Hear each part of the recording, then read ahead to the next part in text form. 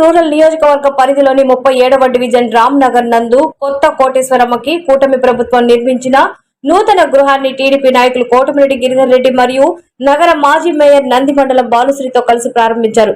గత ప్రభుత్వం అస్తవ్యస్త విధానాల కారణంగా పేదల ఇళ్లు నిర్మాణం, ఇంటి స్థలాల మంజూరులో జాప్యం జరిగింది. ప్రతి నిరుపేద కుటుంబానికి సొంత ఇల్లు ఉండాలన్న రాష్ట్ర ముఖ్యమంత్రి వర్యులు నారా చంద్రబాబు నాయుడు సంకల్పం నేటి పక్కా ఇళ్లు ప్రారంభోత్సవంతో సాకారమైందని గిరిధర్ రెడ్డి అన్నారు.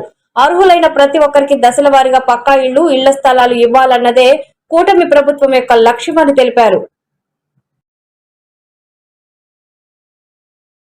అటు మండలంలో గాని ఇటు కార్పొరేషన్ లిమిట్స్ లో ఉన్న 1, 2, 12 డివిజన్లో వివిధ పదవులు వచ్చిన వారందరూ కూడా ప్రమాణ స్వీకార క్రమానికి విచ్చేసిన వేదిక నంచిన పెద్దలకు, వేదిక ముందున్న తెలుగుదేశం పార్టీ నెల్లూరు రూరల్ నియోజకవర్గ కుటుంబ సభ్యులకు, అదేవిధంగా నెల్లూరు రూరల్ నియోజకవర్గ తెలుగుదేశం పార్టీ రథసారులందరికీ కూడా పేరు పేరున హృదయపూర్వక నమస్కారం. ఇప్పుడు లేని విధంగా, ఏ పార్టీలో లేని విధంగా తెలుగుదేశం పార్టీలో పదవులు పొందిన వారందరూ కూడా ఒక ప్రత్యేకంగా గుర్తింపు ఇవ్వాలా.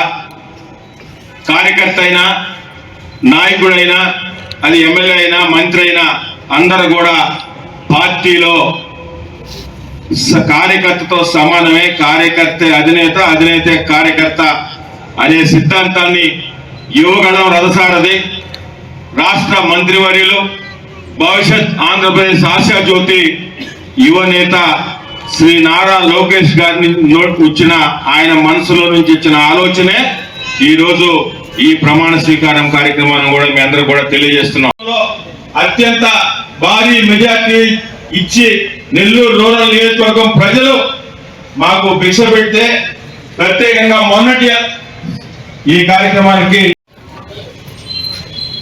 కార్యకర్తల పట్ల ఎలా ఉంటుంది, ఎంత అందుబాటులో ఉంటుందో కూడా ప్రత్యక్షంగా గత 18 నెలలుగా అధికారంలోకి వచ్చిన తర్వాత కూడా చూస్తున్నారు.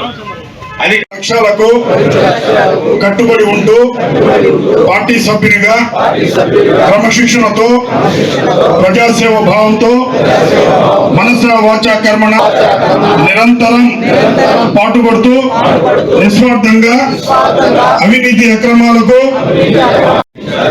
అంకిత భావంతో తెలుగుదేశం పార్టీ ప్రతిష్టను, పరిపతిని పరీక్షించేందుకు పార్టీ మరియు ప్రజలు నాపై ఉంచిన విశ్వాసాన్ని బొమ్ము చేయకుండా నిత్య చైతన్యంతో పార్టీ కర్తవ్యాన్ని, విధులను బాధ్యతాయుతంగా నిర్వహించగలనని